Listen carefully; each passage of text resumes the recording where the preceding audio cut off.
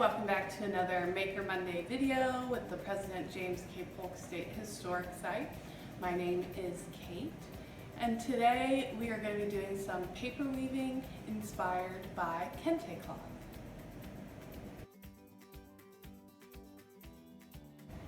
Right, so the supplies that you'll need for this craft are some paper. This could be construction paper like we have here. It could be a square, rectangle, doesn't really matter too much. Some markers, crayons, something to color with, a ruler to make some lines, scissors, and possibly some tape. So let's take a look at some examples and then we'll get started.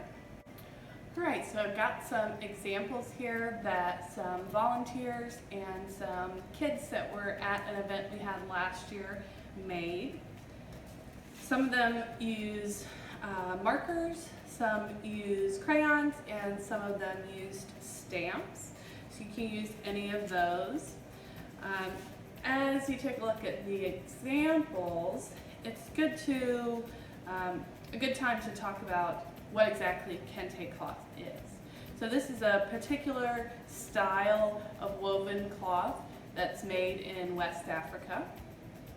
I've got a quote here from an art historian who studies Kente cloth, but she says that Kente cloth is more than just a cloth.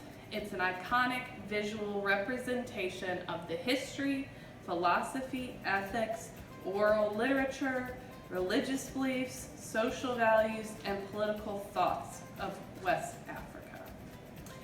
Kente is exported as one of the key symbols of African heritage and pride in African ancestry throughout the diaspora. In spite of the proliferation of both hand-woven and machine-printed Kente, the design is still regarded as a symbol of social prestige, nobility, and cultural sophistication. Okay, so a key part of that is the prestige. So this would have been a cloth that took quite a long time to make. So when we're looking at our paper version, the way it's woven in Africa are small, fairly thin strips that are woven in a particular pattern. And then those strips are themselves woven together to create the cloth. And you'll usually see that the two strips, the two designs, are contrasting colors, contrasting patterns, and this is an important part of a lot of West African design, having those colors that contrast really strongly. One weaver described it as colors that are arguing with each other. They stand out against each other. This would also be a way to show that prestige, because then even if somebody was far away from you, across the street, across the market, they would be able still to see the bold colors and bold patterns and see that you are someone important, that you could afford this pricey cloth to make something from. Now, Dr. Courtney Mycotts is who the quote was from, and like she mentioned, we see Kente cloth here in America now as a symbol of African heritage. A lot of black fraternities and sororities use them, as well as a whole variety of any kind of cloth material, from clothing to furniture. You can see it in a lot of different places. If you want to go online, you can find some pages like this one that I have here that will talk about different colors and their symbolism. You can find pages that will talk about the different patterns that are typically used and what those symbolize. I'll try to provide some links for those in the description.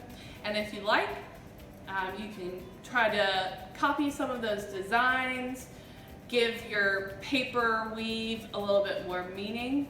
If you're working with maybe some younger kiddos, you can kind of just let them go wild and make their own designs. So from that, now that we know what Kente cloth is and what we need to make this craft, let's actually get into how we do it. Okay, so the first thing that we're going to do is take a piece of our paper here, and we're going to make a mark along the top of the paper for every inch on our ruler. If you have a little bit more or less than an inch left at the end, that's fine. It doesn't have to be exact. Then you're going to flip your paper and draw lines across at each of those marks you made.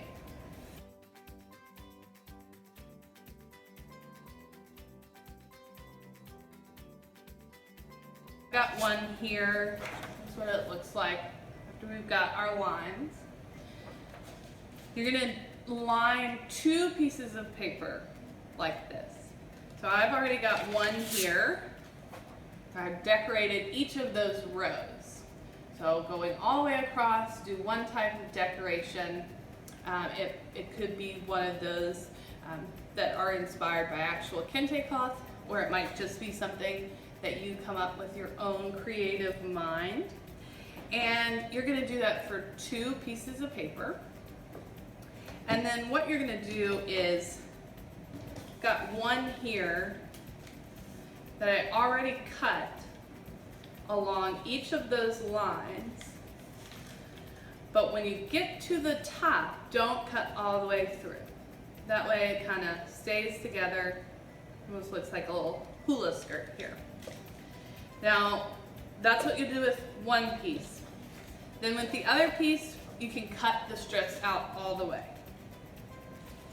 So with this one, just gonna cut along my lines.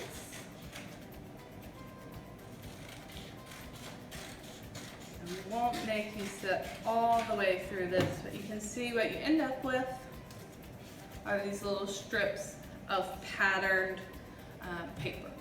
So let me go ahead and finish cutting out these, and then I'll show you how to weave them.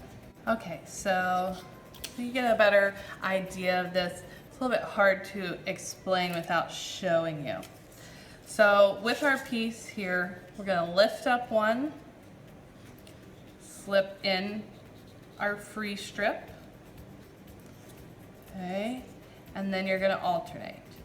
So if you lifted up this one, you skip one, lift up the next one, and tuck this under.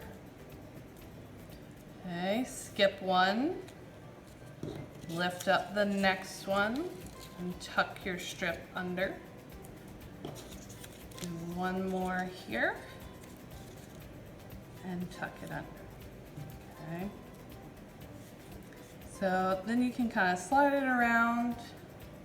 You can see this one, instead of doing the pattern all the way across, actually did it in squares so that I could do some of those patterns that are a little bit closer to actual Kente cloth patterns, but I didn't have to repeat it all the way. So I figured out where I wanted those patterns to alternate. Okay, so let's do our next strip. What we'll want to do is the opposite of what we did for the first one. So we'll lift up the very top, slip that under, skip one, lift up the next, skip one, and tuck. This is basically doing that over, under weaving. Okay, slide it in, kind of play with it, see where the pattern looks the best.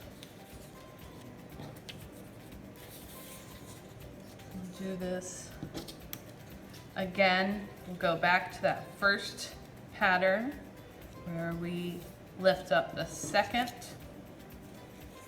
go under,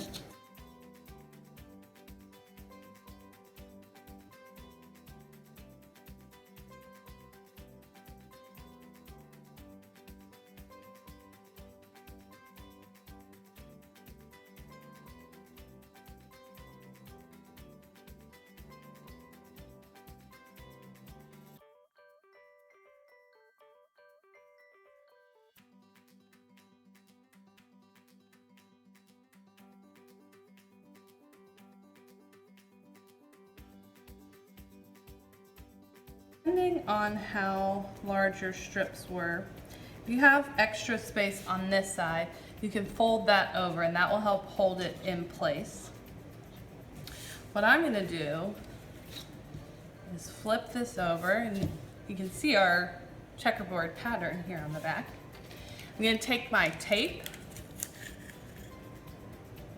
and just run a strip of tape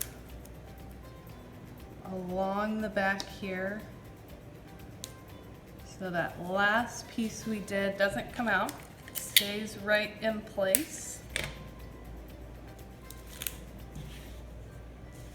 And then do the same thing at the top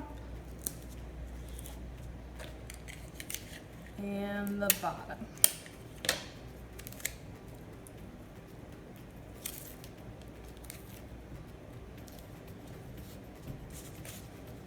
There we go.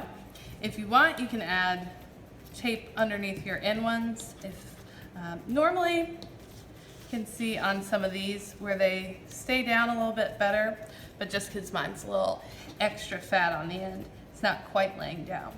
You can tape under that.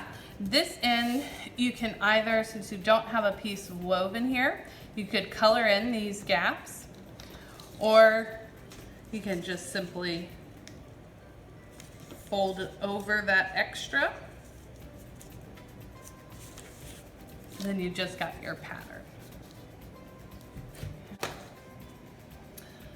All right, so that's it for this craft.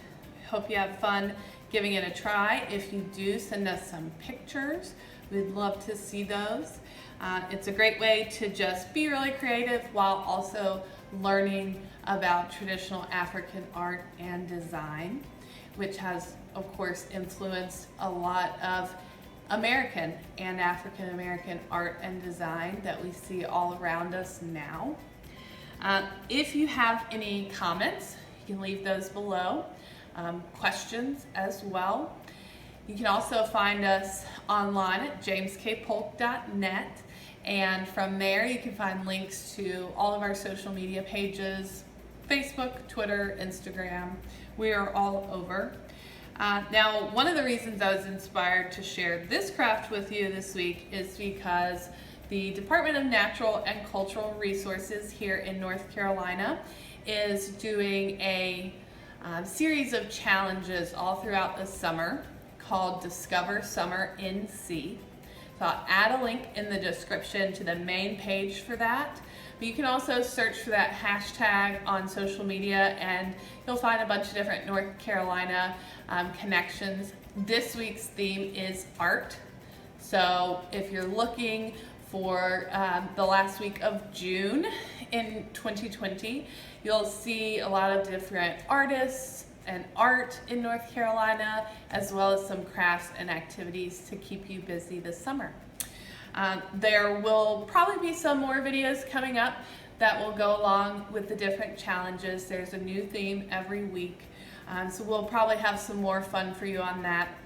If you follow the link in the description, that will take you to the main page where there's a lot of different activities, and you can go back to past weeks and see what activities there were for those. Otherwise, if you have any suggestions for crafts you'd like to see, maybe some craft supplies you'd like to see us work with, give us a little challenge, get us thinking here using our creative minds. We'd love to do that. Otherwise, we will see you in our next video. Bye.